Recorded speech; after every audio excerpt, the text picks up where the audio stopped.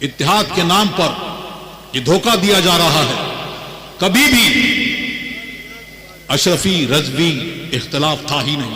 بے شک سبحان اللہ. یہ اختلاف ان لوگوں سے ہے، یہ ان لوگوں سے اختلاف ہے جنہوں نے اعلی حضرت کی شان میں گستاخی کی اور حضور مفسر اعظم ہند کو بلا وجہ شرعی کافر کہا، اور حضور مفتی اعظم ہند کو آپ لوگوں نے جانا ہے وہ جس نے ایک غلیظ قسم کی گالی پڑھتی ہے، وہ گالی دی. تو وہ لوگ جب تک کہ اس سے توبہ نہیں کریں گے، رجوع نہیں کریں گے، تو ان سے کسی قسم کا اتحاد ہو نہیں سکتا.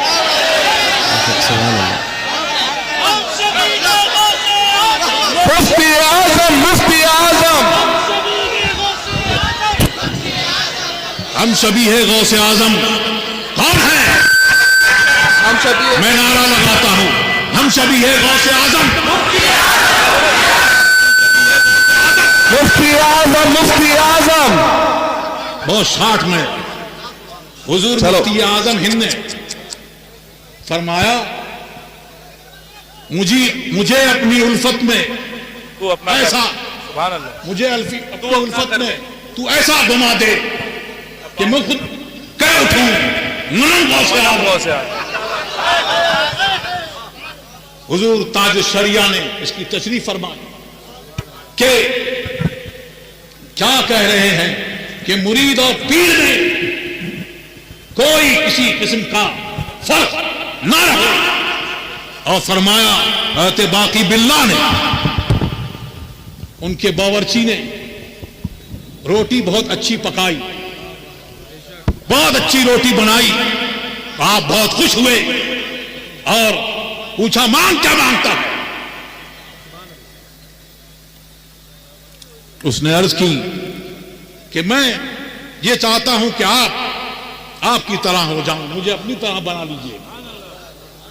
فرمایا کچھ اور مانگو، تم برداشت نہیں کر سکو گے. کہ نہیں یہی چاہیے. حضرت باقی باللہ نے اللہ کی دی ہوئی قدرت سے ایک نظر ڈالی، ایک نظر ڈالی تو دونوں میں کوئی فرق نہیں رہا. اور اعلی حضرت اپنے والد گرامی کی معیت میں جب مہررہ شریف تشریف لے گئے مرید ہونے کے لیے، اب جب مرید ہوئے ہیں تو اب جب نکل کے آئے ہیں تو ان دونوں میں کوئی فرق نہیں. سبحان اللہ. اسی کو حضور مفتی اعظم ہند نے مانگا اور ان کو غوث اعظم کی بارگاہ سے وہ انعام ملا کہ مجھے اپنی الفت میں ایسا گما دے میں اپنے وجود کو بھول جاؤں. اب میں کہہ اٹھوں کہ میں غوث اعظم. سبحان اللہ. مفتی اعظم، مفتی اعظم، مفتی اعظم، مفتی اعظم. تاج الشریعہ، تاج الشریعہ. یہ گالی دینے والے سن لیں، یہاں گالیاں نہیں دی جاتی. میں صرف اتنا کہوں گا کہ ہمارے یہاں ایسا ہوتا ہے جی. لوٹ کے میں یہ نہیں کہوں گا جو تم نے کہا، بس مجھے اتنا ہی کہنا ہے. اور دھینگا مشتی یہ، ارے تم کسی کے ساتھ جاؤ، بیٹھو، کچھ کرو، لیکن میرا لیٹر پیڈ دو زندہ باد. جھوٹے جھوٹے پھیلائے گئے، یہ شرعی جرم بھی ہے اور قانوناً بھی جرم ہے. اللہ تبارک و تعالی ہمیں حضور مفتی اعظم ہند کی سچی محبت عطا فرمائے. آمین آمین. اور جب سچی محبت ہوگی تو یاد رکھیں کیا ہے، سرکار کی سچی محبت ہوگی تو سرکار کے غلاموں سے سچی محبت ہوگی، صحابہ کی سچی محبت ہوگی. اب صحابہ کرام سے محبت ہوگی تو ان کا بغض رکھنے والا اس دل میں نہیں آئے گا. اہل بیت کرام کی محبت ہوگی تو پھر خارجی ناچ بھی اس دل میں جگہ نہیں پائے گا. اسی طرح سے اعلیٰ حضرت سے، حجت الاسلام سے، حضور مفتی اعظم ہند سے سچی محبت ہوگی تو ان کا حاسد، ان کو گالیاں دینے والا اس دل میں جگہ نہیں پائے گا. تو محبت کا دعویٰ منہ سے بہت ہوتا ہے، منہ پر نہیں، کبھی کبھی دکھانا بھی پڑتا ہے، سبحان اللہ، جتانا بھی پڑتا ہے. اور وہ محبت جتانے سے کیا، آدمی جتاتے بہت ہیں، کبھی کبھی عمل سے پتہ چل جاتا ہے، ہوتا ہے یہ کیا ہو رہا ہے، یہ کیسا ہو رہا ہے. لیکن ہے یہ کہ اللہ تبارک و تعالی گستاخوں کو چھپنے نہیں دیتا کہ گستاخ چھپا لے، ولیوں کا گستاخ چھپ جائے، ایسا ہوتا نہیں. کیونکہ اللہ تبارک و تعالیٰ کا اعلان ہے کہ میں جس بندے سے محبت کرتا ہوں، جو میرا ولی ہے، اس کے جو دشمن ہے اس کے خلاف میرا اعلان جنگ ہے. اب اللہ کا اعلان جنگ جس سے ہو تو ساری مخلوق جمع ہو جائے تب بھی کچھ نہیں کر سکتی، اور ساری مخلوق اس کے خلاف ہوتی ہے. کیونکہ اعلان ہوتا ہے، محبت کرنے والے کا بھی اعلان ہوتا ہے، اس بندے سے محبت کرتا ہے تو ساری مخلوق اس سے محبت کرتی ہے. اسی طرح سے جس سے بغض ہوتا ہے، اللہ تبارک و تعالیٰ جس سے غضب میں ہوتا ہے، اس کا بھی اعلان ہوتا ہے کہ میں اس سے ناراض ہوں، میں اس سے غضب میں ہوں. اے فرشتوں تم بھی غضب فرماؤ. تو فرشتے غضب کرتے ہیں اور تمام مخلوق میں یہ اعلان ہوتا ہے.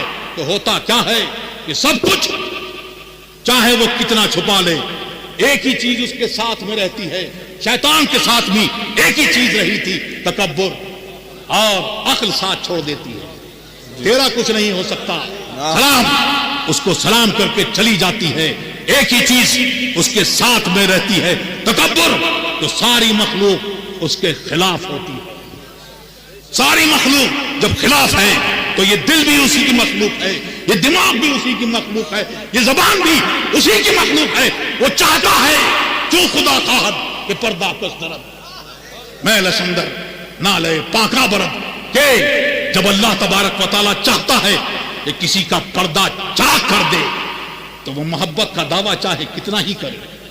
ہم تو اعلیٰ حضرت سے محبت کرنے والے ہیں، ہم تو حضور مفتی اعظم ہند کے غلام ہیں، ہم تو بہت چاہتے ہیں، لیکن وہ چھپتی نہیں بات کسی نہ کسی طرح سے، عمل سے یا کسی اور طریقے سے، کہ اس کے دل میں وہ بات ہوتی ہے تو دل اس کو اپنے اندر رہنے نہیں دیتا.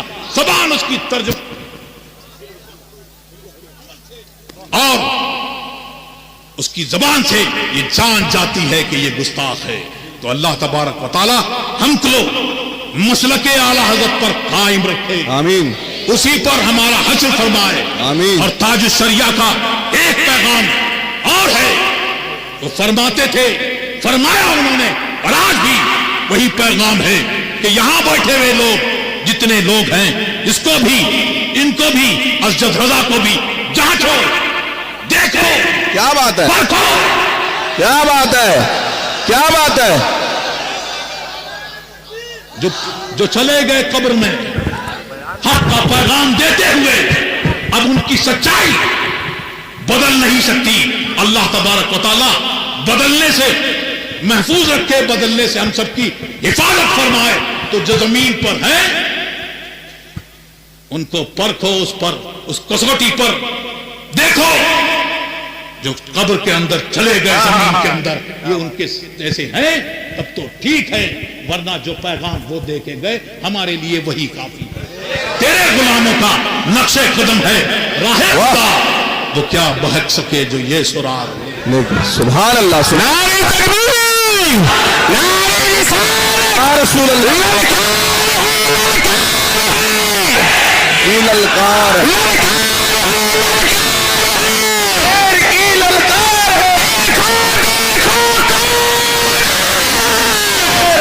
شیر آیا،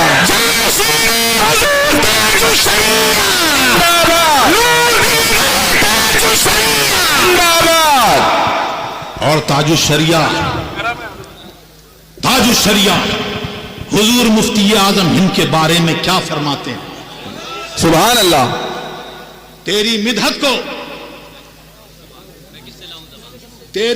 کو میں کس سے لاؤں زبان، کیا مقام سریا بتائے سر.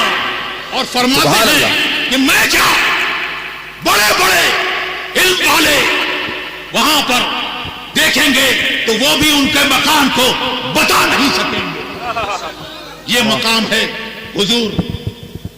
حضور مفتی اعظم ہند کا. اور فرماتے ہیں کہ ان کے علم کا مقام کتنا بلند و بالا ہے کہ جب آتے ہیں، کہ جب حضور مفتی اعظم ہند کسی جلسے میں تشریف لے جاتے تو لوگ نعرے لگاتے. کیا نعرے لگاتے؟ نعرہ تکبیر، اللہ اکبر، نعرہ رسالت، یا رسول اللہ، حضور مفتی اعظم ہند زندہ باد. حضور مفتی اعظم ہند فرماتے کہ تقریر نہ روکی جائے، ذکر نہ روکا جائے، اس کو میرے لیے روکو مت، درود شریف پڑھتے رہو، کوئی کھڑا نہ ہو. اور کبھی فرماتے، تاج الشریعہ فرماتے ہیں کہ کبھی فرماتے کہ میں اس کو جائز نہیں سمجھتا.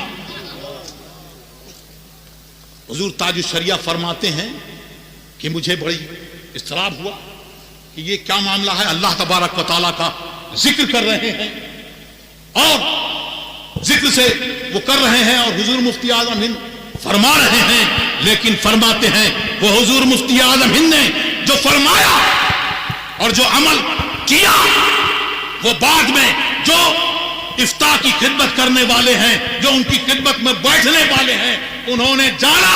وہ فرماتے ہیں کہ میں نے، حضور تاج الشریعہ فرماتے ہیں کہ میں نے شامی میں دیکھا تو جزیہ دیکھا کہ ذکر کو کوئی اس میں تحریف کرے، جیسے کوئی چوکیدار اگر جگانے کے لیے رات بھر اللہ اللہ کرتا رہے تو یہ جائز نہیں.